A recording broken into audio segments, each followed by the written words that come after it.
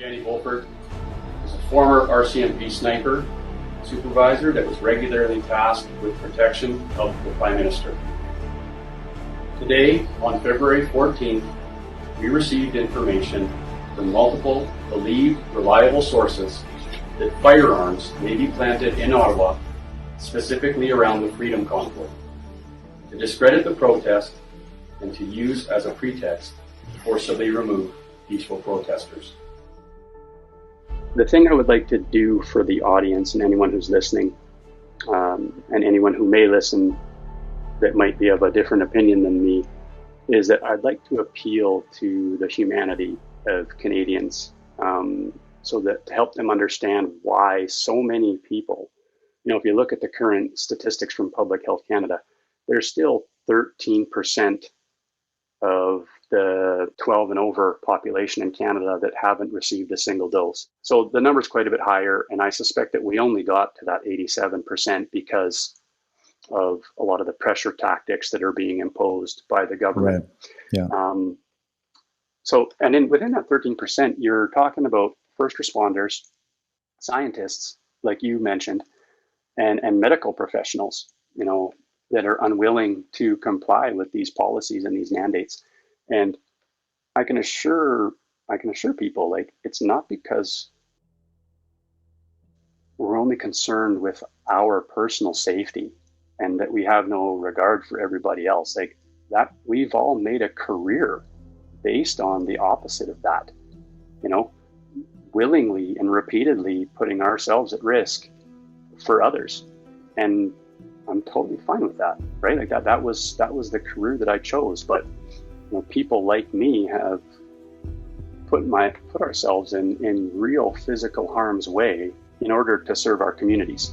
First responders, healthcare workers, we've been working throughout this entire period of time, regardless of the associated risk, right? Because the population relies on us, especially people that are right on the front line.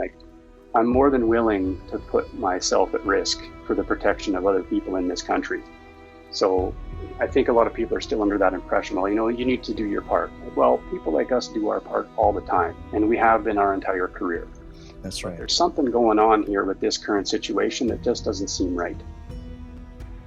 And ironically, despite those experiences, the same government officials are now trying to take my ability to provide an income for my family away, and others like me. Bulford wants to say something. Police were looking to arrest me, so I'm here if that is true. Anyone? Do you have instructions to arrest me? I'm here if you are. So yeah, I was trying to get you there. Could I get an Ottawa police officer or RCMP, please? I'm here to turn myself in if the police want to arrest me. It was called out on the news. It said it on the news. They're back there, and we're not going to push through these guys. You can actually get around if you get down and around these guys over here. Okay, there's a whole bunch of them over there. I think Okay. get down that way.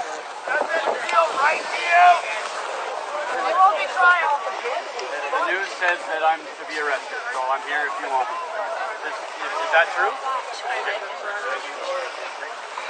Hey brother, we love you, eh? Oh my God! Now was that violent? That's another Was organizer? that violent in any way? He's an RCMP, ex-RCMP officer. Ex-RC. Yeah. Chris resigned last week.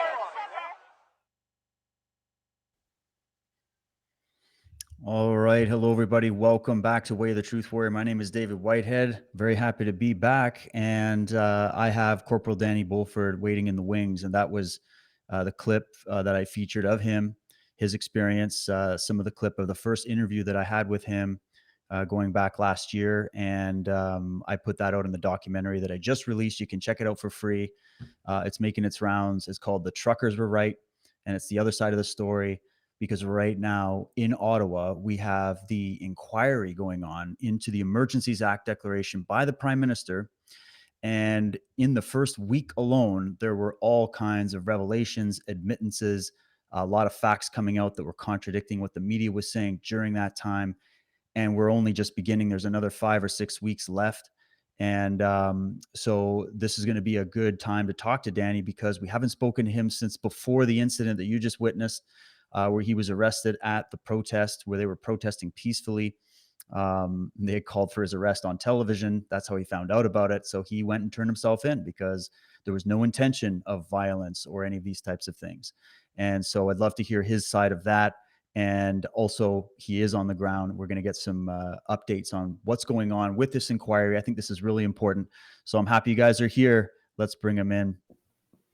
And there he is. Danny, thank you so much for, first of all, what you've done for this country and what you've done for this movement of freedom happening in this country.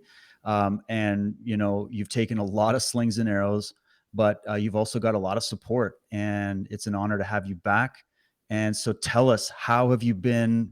What's going on? What's been going on since that instance we just watched where they arrested you at the Freedom Rally?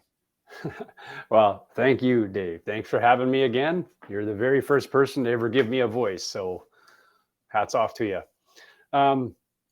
So the arrest, I'll just quick summary of that. That was on February 18th, the first day that the police mass mobilized to take down the convoy.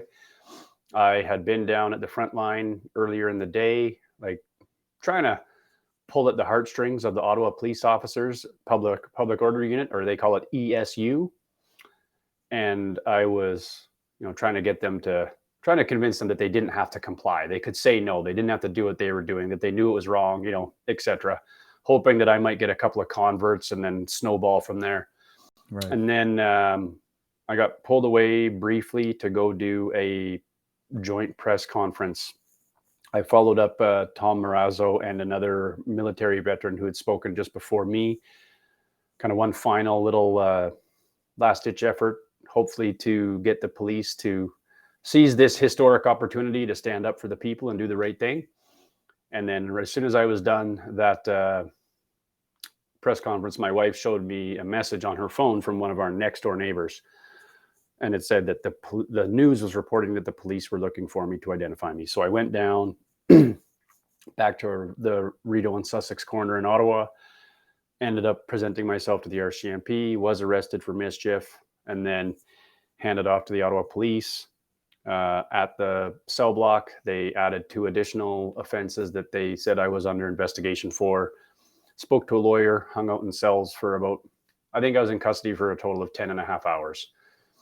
I got pulled out of the cell around midnight, and the lead detective, the homicide detectives that they had working mischief offenses, pulled me out of the cell, took me up to the interview room, and he said, I'm pretty sure he was mad that I got arrested. He seemed visibly annoyed. I don't think I was actually part of their arrest plan. I think that was a false message. Anyways, I put the RCMP guys on the spot and they ended up arresting me. So anyways, he asks me why I'm there. I said, because I was arrested for mischief. He said, well, did you ask to be arrested for mischief? And I said, well, no. And then I told him the story about the press conference and my wife's phone. And he just said, well, we're not charging you with anything. We're releasing you. This has to end. I said, yeah, I agree. He said, well, a lot of people got hurt today. And I said, well, from which side? And he said, well, from both sides. And I didn't know because I'd been in jail all day. And so I just said, well, our message has always been stay peaceful no matter what. And he just kind of replied, well, I don't know if that was the case today. And I was like, well, again, I wasn't here. And then he let me go. Walking back towards the hotel, I ran into an RCMP officer that I knew. I asked him about injuries, and the only thing he knew anything about was the horse trampling. I spoke to 2 OPP officers in a cruiser at a intersection. I asked them the same thing. I asked if they were all good, and they said, yeah, we're all good today, thanks. And then I asked that of an Ottawa police officer right before I got back to the hotel.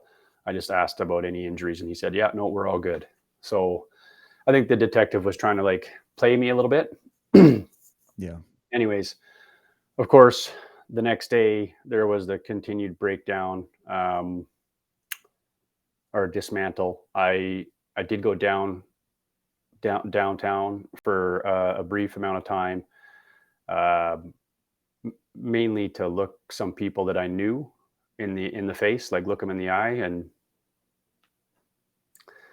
I don't know, not to like make them feel guilty, but just to like make them think, they're staring across the line at me. These are guys that I know, guys that I have worked with in the past, and just trying to make them think like, holy crap, like, how did we get to this point where we're standing on the opposite side of this from Danny Bulford?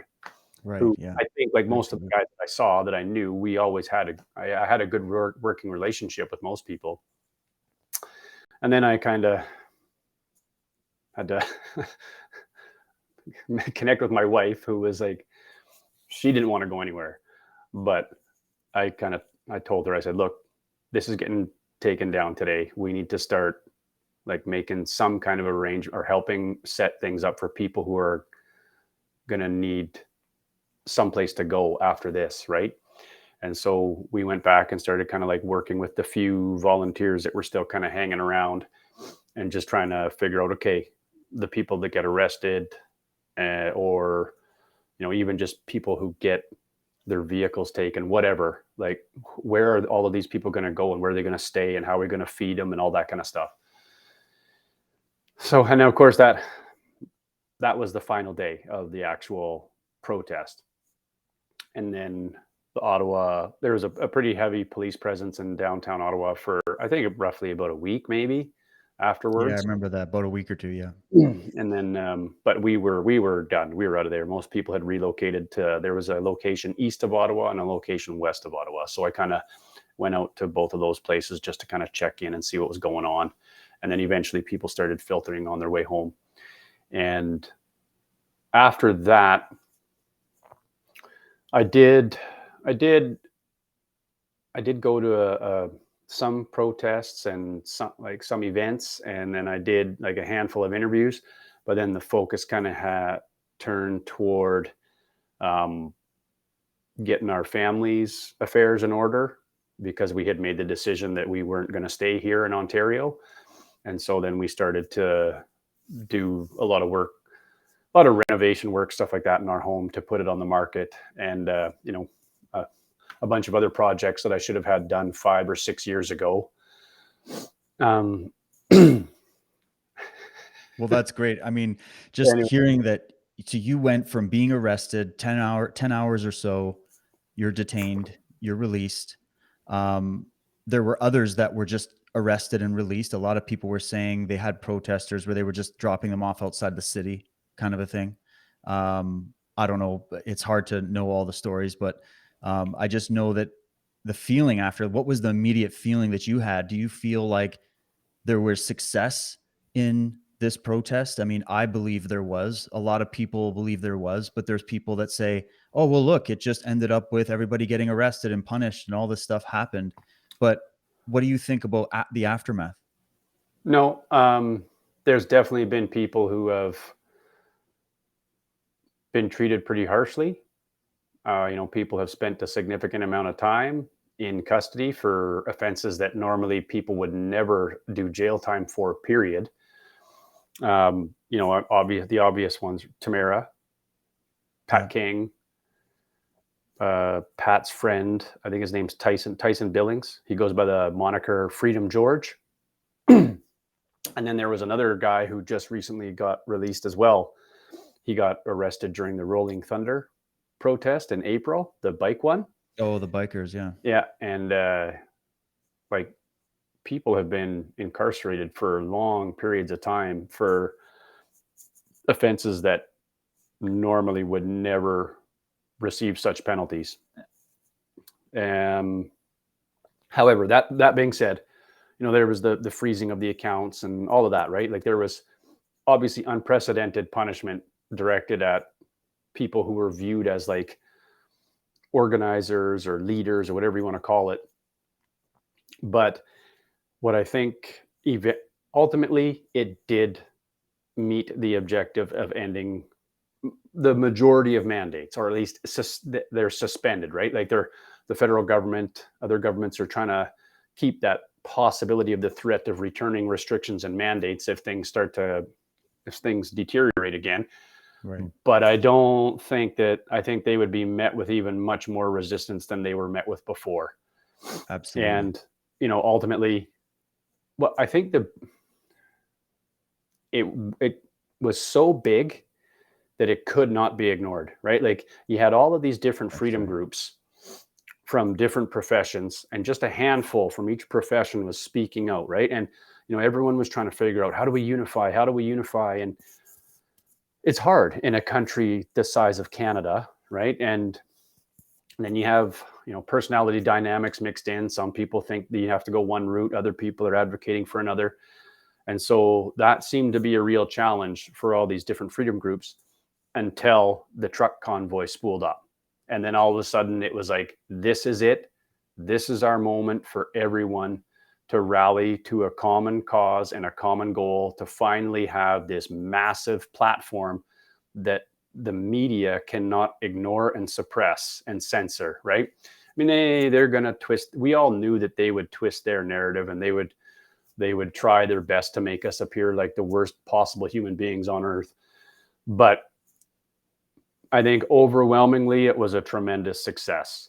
I mean, it took some people we took our licks for sure, and some worse than others, but it initiated the change that was necessary to at least get, politicians to start opposing the unconstitutional restrictions and mandates, and actually finally, beyond like just a handful of provincial members of parliament or federal MPs, to actually finally speak up in large numbers and put the pressure on to end mandates. Yeah, there were far fewer before the convoy. Oh yeah, no, when it became publicly popular to stand up for freedom, they all, a large number of them began to speak out who had been silent prior to that. So, and more will as we go. Oh yeah, definitely.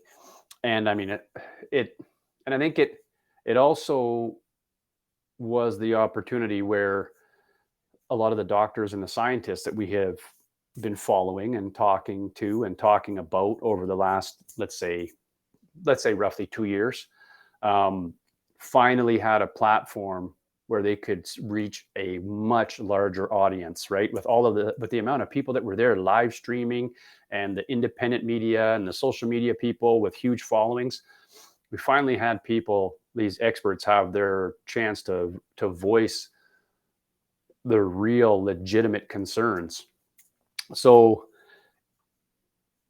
from what I saw, it was such a big event that it shook the world. Like, the entire world was watching Ottawa when that happened, right? And then of course you had like the protest in British Columbia, the big one in Alberta, the big one down in Windsor, and even smaller ones were popping up in other places that you didn't really hear much about.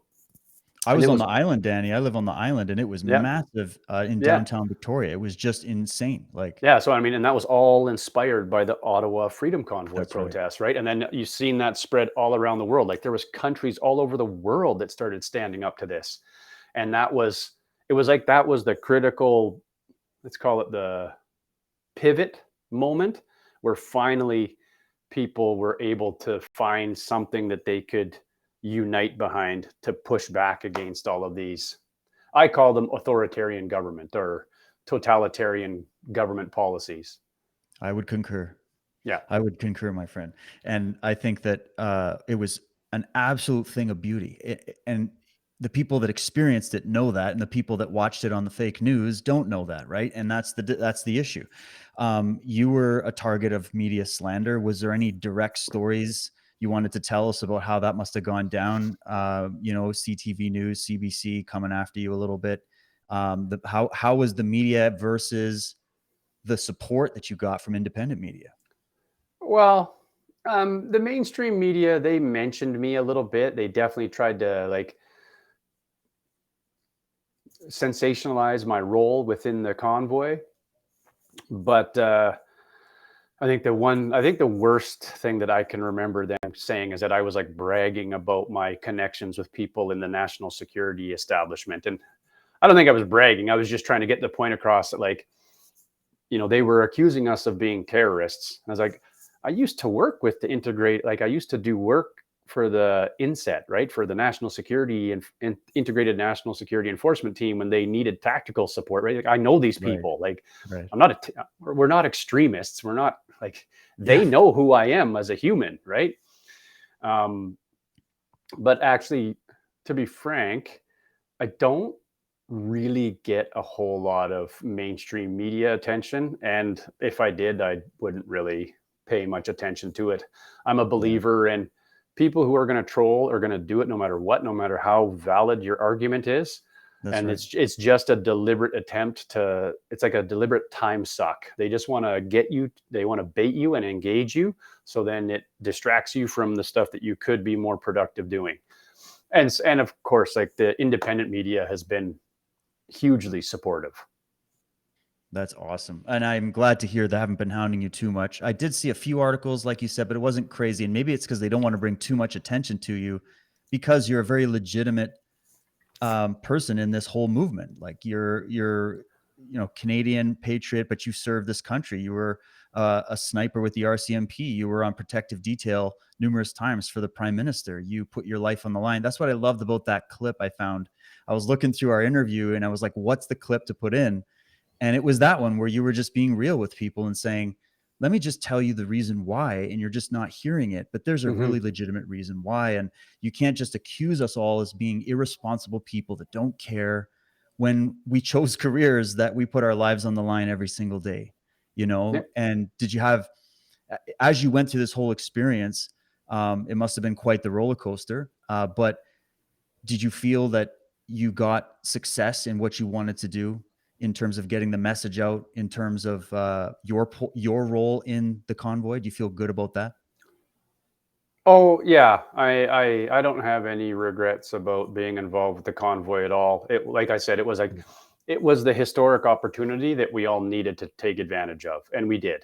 And I will always be grateful that I had the opportunity to be involved the way I was. Um, there's been, when I look back at this course of action that we've taken, I don't regret doing anything of what I did. I mean, there's probably things I could have done better. The only time I've ever doubted myself was when I see the impact that this has had on my kids, right? Like, because of my decisions and because of speaking out and because of my active role with the convoy, like, we're selling our home, they're leaving their school, their friends, their hockey teams, all of that, right? Like, stuff that was a big part of our life before, especially for them. We just don't feel welcome here anymore, right? I mean, we still do have, like, some people from this town have stuck with us, and of course, like many freedom loving patriots, we've made new incredible relationships with people that we have known for like less than a year, who are like the type of people that would do anything for you now. Yeah. But I just don't, we just don't feel at home here anymore. So That's sad. that's, But it's good in the that's sense that you have the, the ability to change it, and you've got, yeah, I've hear it's going really well. You're in a position where you're going to be able to move to somewhere that may end up actually being better for you and your family in the end, right? yeah. And it'll be sad to say goodbye to some of the amazing people that have stuck with us and have taken us in, but we're moving home, right? We're moving back to Alberta, where my wife is from and I'm from, and we're gonna go reconnect with our families because we've lived away for 16 plus years, right? Right, right. Well, what do you think about Danielle Smith? She's hitting the Well, headlines and just coming well, out with some nukes. she's saying all the right things, so I'm gonna I'll go with her for sure. I think she deserves a chance for sure. Yeah. Well, and the good news is that in Alberta, everybody's going to be watching this like a hawk now. Like, it seems like there's a really strong movement there in Alberta. A lot of people want to see change there. And I see that in the people and the people that communicate with me from there. And so that's awesome. One thing I wanted to ask Danny was that there's sort of division that's happened amongst the freedom movement, let's just say. And Mm-hmm. um, I remember watching this whole thing as, wow, we finally got all these people that see things differently, but agree on freedom to come together. And it was the most amazing thing to watch and be a part of. I was a part of it here in BC, and it was just as incredible everywhere. But there was also factioning. There were some big personalities. We don't have to get into details, but big personalities coming out and kind of attacking on people like Tamara and others and the convoy leadership. I think many had legitimate questions, but others I think went a bit far in accusing them of, doing something with the money or, just not being genuine in some way. So I wondered if you were comfortable with speaking to that a bit and saying, well, you were there on the ground with these people. And, first of all, was there division in the ranks at the top there with the organizers? Were they at least unified on some of the basics? And then how would you say your experience with Tamara and some of the leadership was? Well, I think during the convoy, there still was, pockets of people that were operating kind of independent, like they had their own little thing going. And fine, whatever, right? As long as everyone Right. stuck to the basics of like peaceful non-compliance and like trying to everyone get on board with we got to remain peaceful and appear non-threatening, and we have to try and conduct ourselves, which will make it difficult for the media to propagate their narrative. And I think most people stuck with that. My dealings with let's call it the board, like the people who were who kind of became the board of the Freedom Corps, like Tamara, Chris, and some of the other high profile truckers that were Right. like the face of the convoy. They were all excellent.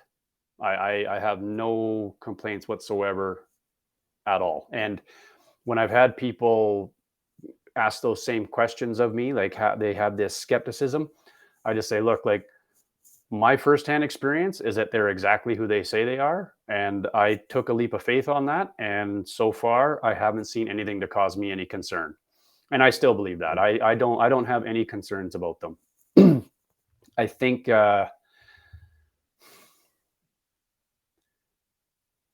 we have become so mistrustful of institutions and government that now we're starting to see like malevolence everywhere, even in places where it might not exist. Right. Makes sense. But I mean, I don't think it's bad to be like cautiously optimistic when you're dealing with other people. But there was definitely things that occurred during the convoy that I didn't it rubbed me the wrong way, but it was never from the freedom. It was never from from the truckers themselves. It was always, it was always activities from people that were trying to inject themselves into Right. Because what we were everybody kind of trying. joined in. Yeah. Right. And Yeah. most people did come with the best of intentions. They just wanted to help no matter what. But then I think there was other people that were trying to jump on board with the popularity of the convoy to try and further their own little agenda, right? Whether it was Absolutely. their own Yeah. personal notoriety or a political thing. But for the majority of my experience was all very positive. It was an incredible testament to the working class of Canada, right? Like we had zero real organization to begin with, no time to prepare for this massive event that landed in the city of Ottawa. And we had to try and figure out how to make things work, like how to keep people fed, provide them with the necessities of life, right? Like food, water, transportation, showers, all that kind of stuff, right? I was mostly doing like security, safety type stuff. And then we had people doing first aid stuff. And, we didn't have resources to begin with, really, but people just came from everywhere. Like they wanted to give, they wanted to donate, they wanted to donate food, water, offer up their homes, offer up rides. It was And even the things that we were kind of trying to figure out how to address, if it was a problem, by the time we would try and come up with a solution, the people out on the street, like who are actually like in their living out of their vehicles or like in their big truck, they would just figure stuff out and get it done. Right. Like I said this God earlier bless today, you. like That's awesome. when it came to snow removal, they just did it. When it came to looking after the war memorial, the veterans just did it. The Terry Fox statue, a bunch of protesters just set up tents and they guarded the Terry Fox statue 24/7. Garbage collection, because the city of Ottawa trucks, the garbage trucks, between the protest vehicles plus all the police barricades, like they set up, graders and heavy equipment and concrete barriers. So our people, the protesters, they formed their own system of garbage collection and then moved it to a location where the city could come get it. It was easy and convenient Incredible. for them. Like people they just took initiative and got stuff done. And they fed the homeless people down there, right? Like people were saying the Absolutely, they homeless were did. putting on weight. Yeah. You could go get 3 hot square meals a day. There was just nothing but abundance. It actually, the what I've seen from, I had some friends that went down, and the footage that I saw, it was just like there was so much abundance of people coming together and just bringing their trade and their skill. And it actually showed how strong we actually are when we come around with, even if we have different perspectives, we can come around on freedom. We can come around on something that unites the country for once, because everything lately has been dividing the country. And Mhm. it's so disheartening, but also not surprising to see how the media is trying to slander this movement and the people involved in it as being something completely the opposite of what it is. It's just been amazing to see that. And so let's maybe, because we're running out of time, but I wanted to ask you about this inquiry now. So this all built Mhm. up to now we have an inquiry, because of course the ending of that chapter was the green shirts came, all these horrendous incidents that we all documented and have seen happen. It was due to the Emergencies Act that was declared by the government. And now, as a part of the declaration, this was something I didn't even know, but now I'm glad I do.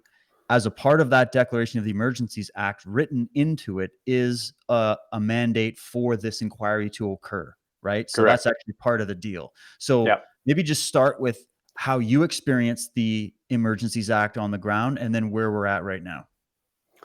Well, I mean, I got arrested, but that wasn't necessarily part of the Emergencies Act, but that was what basically pushed the mass mobilization and dismantling of the convoy. Plus, I think the biggest thing that came out of the Emergencies Act that probably bothered Canadians the most was the freezing of bank accounts, right? Because you didn't even Absolutely. have to be present at the protest or like kind of a face of the protest to have your bank account frozen. And so that really bothered people. Beyond that, um, now with the inquiry, if you want me to jump to that, this Sure. uh, Yeah. this Let's do that. this has to be done, and the report has to be submitted. The findings of the commission have to be submitted. I think it's 1 year to the date of the date that the act was revoked, or like that they ended the Emergencies Act. So I think that would Okay. be February 23rd is when they dropped it. So they're on a time crunch, right? Like we're already getting into almost November, and the commission doesn't end. I think the witness portion, like the fact finding portion of the commission, ends on November 25th, and I think they have another week after that, which is like policy review. Okay. So they're on a timeline to get this done, especially because they have, like, it's a tremendous amount of information between the documentation and then all of the witness testimony as well. So far, what I've seen is pretty much exactly what I expected from residents that have testified, and city councilors, and elected city officials. However, have found that so far the police witnesses and let's call them the city bureaucrats, like the Steve Kanalakos, the city manager, and Yep. Serge, I think his name is Serge Arpen. He's the mayor's chief of staff. and then Kim Ayotte, the guy who's in charge of like the public safety, like he would be in charge of bylaw, etc., for the city of Ottawa. He had some interesting testimony. Eh? I found they've all been pretty forthcoming, right? Like Mm. they still dance around like the occupation type language, but I think they've been pretty factual about like the different events and what was actually occurring on the ground. And then you have the OPP testimony was very favorable to us so far. Like Absolutely. Yeah. I think yeah, I'll admit after watching it, I was like, God, I should have joined the OPP. But Yeah, was it the chief, or I'm trying to remember who it was, where he came out with just he basically destroyed like Yeah. 3 of the mainstream media's conspiracy theories about the the very convoy. first guy, he's a superintendent Pat Morris, and I think his title is deputy director of the intelligence bureau. So he's like the main guy for criminal intelligence for the OPP, and then by extension, they basically, the OPP run like a province-wide intelligence apparatus, like an integrated with all the different services. And his testimony was very favorable to us. Like clearly, he said without a doubt, like there was never a credible intelligence of a specific threat of national security. Brendan Miller, the lawyer representing the Freedom Corps, he took him through the entire Section 2 of the CSIS Act and confirmed, like, no, didn't meet any of those requirements didn't meet any of the threshold contained within Section 2 of the CSIS Act, which would give the government justification for invoking the act. He even said he was shocked at the lack of violent crime. Yes. His testimony was outstanding. And then Superintendent Abrams for the OPP was also, I felt he was very fair. And then retired Chief Superintendent Carson Party was absolutely excellent for us as well. I think, thank God we still have people in those positions with integrity that will speak the truth and facts as opposed to just bending to the political narrative. Oh, it was so good to see. And I agree with you. And shout out to all of you in government, in those positions. We just want the truth. And so thank you. Let's just get the truth. That's all that really matters, right? And let's be fair about it and put all the facts on the table. There's senators, Danny, that we have that were a part of getting rid of the Emergencies Act when it came out. I'm trying to remember all their names, but I tuned into that. So, but let's maybe start wrapping up with what's going on right now. What was the day like today? Because there was some pretty interesting people on the inquiry stand. Did you have any comments about today's events in the inquiry? Yeah, so we've had both deputy chiefs from the Ottawa Police Service testify so far. So Patricia Ferguson was earlier in the week, and I felt that she was pretty fair too. And she said herself as well, like we did not need the Emergencies Act. She said it was helpful, but not necessary. And whereas I think all of the OPP officers so far have said, like, nope, wasn't required. We had a plan. We could have launched our action plan to remove the protest without the Emergency Act. Deputy Chief Steve Bell, who ended up taking over as interim chief after Peter Slowly resigned, he was on the stand today. And he was definitely using a lot more of that inflammatory language, like, and making all kinds of claims about like the horrible behavior of the protesters. And we all know that the big complaint was the honking and the idling trucks, but then we've heard a lot of other allegations get thrown around about like people ripping masks off people's faces and intimidating residents and harassing residents. And I've heard a lot of those claims, but I have not seen any evidence to support those claims. However, again, Brendan Miller, during his cross-examination, because Deputy Chief Bell was talking about the violence and the trauma that the Ottawa residents has sustained. And he kept saying violence over and over again.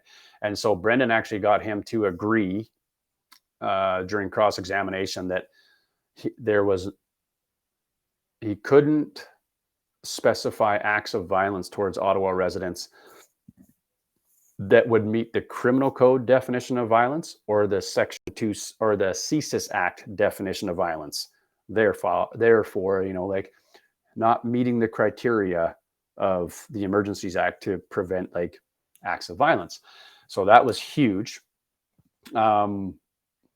If you don't mind, I'll just check out my notebook here quick. Sure. Because I was As you're making looking tons at of that, notes. Danny, I was thinking too, it was last week, I believe. Yeah, it was last week where Mayor Jim Watson was on the stand. And when they started asking him about his language, saying he saw people ripping masks or beating up homeless people or whatever he was saying. Yeah. He said all those reports came from media sources. And so he's like, so you never directly experienced it or saw it? No, it came from the media. So Yeah. it's funny that was admitted. Well, so it's, Dave, early days of the convoy, like one of the first nights, I was out talking to OPS, and I was actually driving around with one of their road sergeants trying to find locations where they could like bring trucks that were in the periphery, bring them more into the downtown. And he was showing me what was possible, what's a no-go. We were still working very closely. And I remember there was another younger OPS officer, young guy, constable. He was working one of the intersections. And he said to me, like, we are so unprepared for this. We had no idea this would be this big. And I looked at him and I said, you guys got to stop watching CBC for your intelligence. Yeah, like it was they're all like over social media. Right? Like it was 50 all people like protesting. anyone who paid any attention to social media would have known that this thing was massive. And so Right. when you hear that testimony from the OPP, it absolutely confirms that. They were submitting intelligence reports saying like, this is a huge amount of people. This is large in scale, and you can expect this to be a prolonged event. And despite that, they still had it in their head that it was going to be like maybe 3 days and then just a handful of people staying. It's like, no, like what you don't understand is that convoy gave millions of people their first glimmer of hope that they did not have to be afraid of their government and what the government would direct the police to do. And that they weren't alone. Yeah. And that they weren't alone, and that people would stand up to protect them if the state started to go real dark. Right. And I know, I've been very careful about comparing what we lived through to other moments in history because was so extreme. But there was so many times that people have expressed those same fears to me. Like, the concern about being forcibly confined in a quarantine camp, forcibly injected, having their children taken away. Like these are real fears that Canadians were terrified of. And when that convoy happened, it was like, we have millions of people who will rise up to save us from that kind of dark, twisted fate. And so I don't think people who didn't live it fully understand the damage of the psyche, like the emotional and mental turmoil that these restrictions, and not just the restrictions and mandates, but I would say even more the dehumanizing rhetoric, right? Like as soon as that began and people started wishing people would die, and you had journalists talking about frog marching the unvaccinated down to the clinic and forcing a needle in their arm. You had another journalist saying that we belong in prison camps. We've all seen it, right? And then you got the Prime Minister of Canada saying that, he calls us every name in the book, but then he says we take up space and should we be tolerated? And then I think the most egregious thing that he did was when he implied to people on his campaign that we were a threat to other people's children. It's like, if you want to incite hatred, you tell someone that you tell that parent over there that I'm a threat to their kid, and they will instantly hate me and want me dead. Right. And absolutely. So that's why so many Canadians were living at this super heightened level of anxiety, right, about what's going to happen next. And so that convoy, I think, really, really helped bring people off of that ledge and make them think like, okay, like, yeah, we're not alone, right? We're not going to have to flee into the woods to go and live off grid, although that's pretty appealing at times. Like there are huge numbers of Canadians that will stand up to protect us from that from degenerating to that state. That's incredible, and well stated. And the way I explain that comparison question to people is I say, look, if you're a student of history, you'll know that there are the events of history that are documented that we talk about. So if I say, Germany 1930s, you're immediately going to think of all the documentaries and the movies and everything you've been told about World War II, right? And you're going to be basically tuning in to that story as it's unfolding. But there's the preceding events of history. There's the steps that were taken that led to those more extreme events. So what's being criticized here by people on our side, at least the people I'm talking to and what I've actually said on my show, and I've spoken to people who fled from Russia, who fled from China, who fled from Venezuela, from Romania, from Poland. I mean, come on, we could keep going. How many places people had to flee from so that they could have freedom? And so they're experienced in the government going totalitarian, right? And so they say, they're the ones telling me, you're already at stage 7 of 12 or 8 of 12 of a bunch of steps that happened to us exactly, except here's the thing, they're doing it to the whole world over this, right? And so I say there's the events of history, but everybody forgets about the preceding events that led to those events. And that's what we mean when we're comparing it, is we're trying to stop this before it's too late. That's it, right? Like people like, oh, you can't compare this. Like, you're right. What happened in Nazi Germany or Stalinist Russia was horrific. But like you said, those things happened because the populations let it happen. That's right. Because people either jumped on board in support of it because they bought into the hateful rhetoric, or they just stayed silent while it happened. And there were some that were tried for crimes against humanity 70 years later, 60 years later. They were still being investigating from this Nuremberg investigation of crimes against humanity. People like Bruno Day and things like that, who were charged with 5,000 counts of crimes against humanity. And that was only for sitting back and doing nothing. It wasn't even for physically engaging in the crimes against humanity that were happening all around him. So I say that as a story because if our courts and our law system ever get their act together, and we get our act together and get this to the point where we can show the criminal side of this, like they did in the past, then the people that were engaged in standing back and watching these things unfold, knowing that what they were doing was wrong, think of these doctors, think of people that maybe could have spoken out but didn't, right? And I understand why people didn't, but yet we had people that did, right? And so all that's documented, and we hope that we can get this into a court setting simply because all the evidence could be put on the table, and there's no bias of media or anything like this. It's just, what are the facts of what happened and how can we prevent it from happening again? And that's what we hope. Do you see any steps of justice happening for the people that had their bank accounts frozen, the people that were trampled by horseback or broke a rib from a baton or whatever it was that happened? And do you see any justice on that front possibly coming from the inquiry? Because then we would get the facts, and then people might be able to get some kind of closure on that.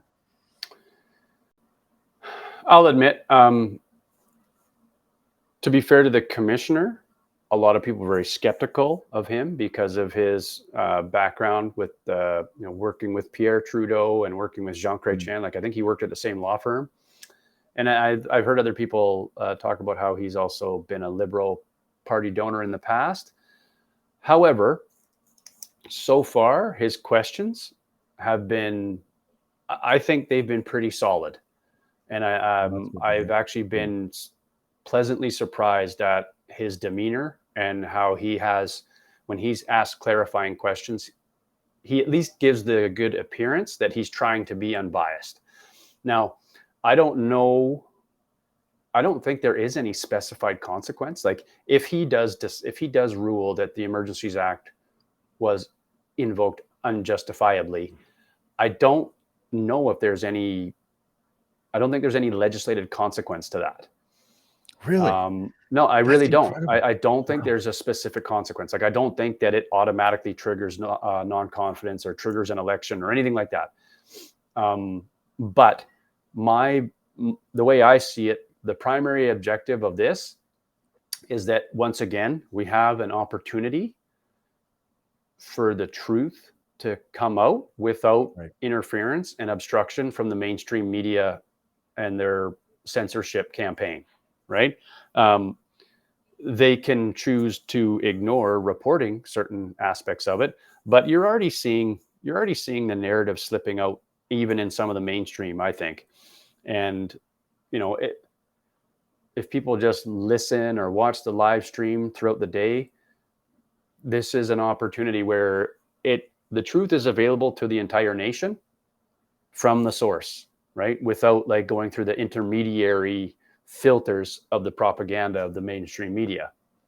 So I think the primary objective is to get the truth out there, and hopefully that will sway the public opinion enough that will then begin to pressure the politicians and the institutions to do what's right.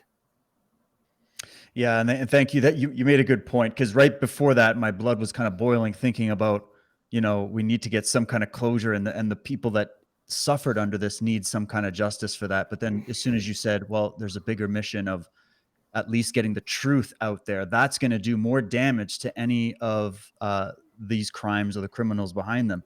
This is going to actually bring the truth to light without that obstruction from the media. That's really, really key. And that's why I feel like my job and the job of independent media is to get those little clips. I'm glad to see these little clips going all over Twitter and around social media of what's going on in these inquiries that are actually showing the opposite of what the media told everybody. And I think that this is going to dovetail into further investigations into the policies that were enacted by the government that led to a convoy to begin with. And we can go down the line and we see some positive movements on that front. Danny, do you have any final little bits to wrap up, or things we may have missed you want people to know about? And maybe some closing remarks to all the people that are fighting hard in this country for freedom, that maybe are feeling kind of marginalized by their friends and family. They're being ostracized and misunderstood. Do you have any closing remarks for them? Yes. So on the inquiry, I'd say we can't afford to be nihilistic right now and be like, my opinion doesn't matter, or my voice doesn't matter. We need people to be engaged, pay attention, amplify the message. That's what we need. We need as many people on board with getting the truth out there as we can. If you were impacted by the convoy, positive, negative, you can share your story on the Public Order Emergency Commission website. They have a share your views. And then I think you actually spoke with Eva about it, right? They created their own survey as well, just so that they could kind of a little bit of like a check and a balance to make sure that people's voices are actually being heard, not just one-sided. So I encourage everyone to pay attention, amplify the message, and if you have a statement that you want to deliver to the commission, you can deliver a statement directly to the commission. You can do the survey for the legal team representing the Freedom Corps. All of it is beneficial. We need all hands on deck here. Every freedom-loving Canadian, we need you now. If you haven't, if you're sitting there wondering, what can I do? This is something that you can actually do that can help us get the truth out there, because that's the number one battle, right? Like that's the first battle that we have to win. We have to get the truth exposed to enough members of the public to flip the narrative, right? And then I think only then will we have a possibility of actual, like you said, like judicial inquiry or actual investigations into what has occurred, because there's not a doubt in my mind that there has been criminality on a massive scale, like nationally here in Canada and globally across the world. And I think you're starting to see those things happen, right? Like in the European Union, there's an actual the EU prosecutor has launched an actual investigation now into, I can't remember how to pronounce her name, but the EU bureaucrat who brokered the contracts with Pfizer. There's big high profile lawsuits in the United States that are forcing discovery, right? Like in the state of Missouri, I think their attorney general released a statement that Anthony Fauci and other officials, like they are being what they call it, deposed. I think that's a U.S. term. Okay. But basically, like almost like subpoenaed, so that they will have to provide evidence in this legal process down in the States. And then unfortunately, the Peckford thing, we didn't get the decision that we wanted on the mootness hearing, but they're appealing that. He's going to appeal it. Yeah, but at the end of the day, it's going to happen. It's not going to happen fast, though, because you have to think. But if you want to call it the opposition, or the people the opponents that we're going up against, there's some of the most powerful corporations in the world when it comes to financial resources and lobbying power. And then you're going to have to get, then you also, not only do you have to win the narrative fight against them, but you also have to convince a good chunk of the population that everything that they were told was a lie. And, the fact that some of these things could be harmful to them. And you also, it's going to be very uncomfortable for people who were horrible to other humans to admit that they were wrong, and that they're not so virtuous, right? That they fell prey to being misled, and they were horrible as a result. So all that to say, I'm sorry, I'm going on and on and on, but no, it's the perfect. number, I think the primary objective is we have to win let's call it the truth narrative has to be set free. And only then, I think, will all of the other steps start to fall into place. Yeah, I agree with you. That's it. And that would be the message to everybody out there, that if you're feeling like you're alone in this fight, you're not alone in this fight. And there's a lot of good people and a lot of good things happening literally all over the world as more truth keeps coming to light in so many different areas. This is but one area that is under the microscope and under public scrutiny right now. And for good reason, because I think a lot of these things that we're discussing in our society there's a lot of connective tissue between them.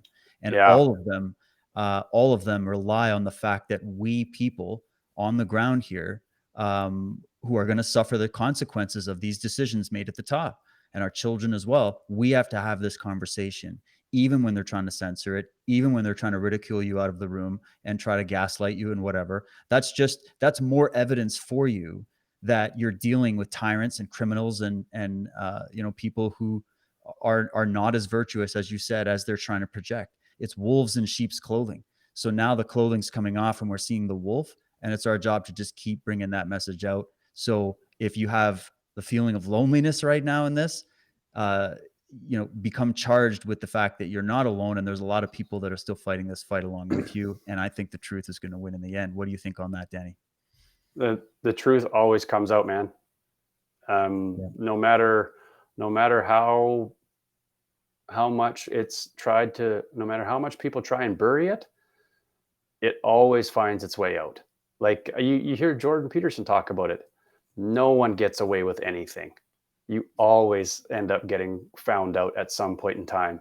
It's just, right. It might take a long time, because like I said, we're up against a very sophisticated, well-resourced opposition with this global machine, right? That's pushing this narrative. And like you said, COVID is just one piece of it, right? The whole, everything. I mean, even COVID, you can break that down into multiple components that we have been misled about. And that's just one thing that that's where I try and put my primary focus, because if you try and focus on everything else, it's almost too much. It's overwhelming, the amount of information that's out there, and to try and sort out what's legit, what's credible, what's not. So I've tried to keep my focus on this particular topic. Well, good for you. And listen, just from one man to another, thank you. Thank you for what you've done. Thank you for the example you've set. Thank you for being a leader when I know you didn't have a huge amount of support in the police department around you. Happy to see that we have organizations like Mounties for Freedom, Police on Guard, some other organizations. And you've made a great appeal and a great argument to law enforcement to really do a gut check and take a look at what's really going on. Our side doesn't hate the police. We're not anti-government. We're not like that. We're just trying to keep a dialogue, keep it peaceful, and bring the true, the best of Canada out to people, bring the best of us Canadians out to people, which is what I saw during that convoy. It's what I experienced. And I think it was an injustice what happened, but here we are exposing that. And you've played a major role in it, Danny. And I just want to say thank you for your service to this country. Oh, thank you, Dave. Like, if you, people like you, the independent media, like that's how we keep getting this message out there to a large audience, right? So thank you. Absolutely. And I think it's the best tool we have at our disposal right now. That's right. And we're going to keep shining the light, and you're welcome back anytime as events unfold. If something happens and you need an update, you've got my platform to use. And I just want to thank everybody for tuning in, and please do us a solid. If you found value in this interview, please share it out as far and wide as you can. You can make some clips of it. Let's get this stuff going because people need this information. So thank you for coming and supporting this channel, this work, and this interview. And we'll be doing this again real soon. Thanks a lot, Danny. All the best with the move and everything with your family. And let's stay in touch, brother. Well done. Absolutely, man. Hey, one day I'm going to come out to Vancouver Island to see you. Yeah, absolutely. Let's have a fire and some steak, and we'll have a good chat. Right on. Awesome. All Thanks, right, Dave. brother. Thanks, man. Thanks, everybody. Peace Bye. out. Cheers.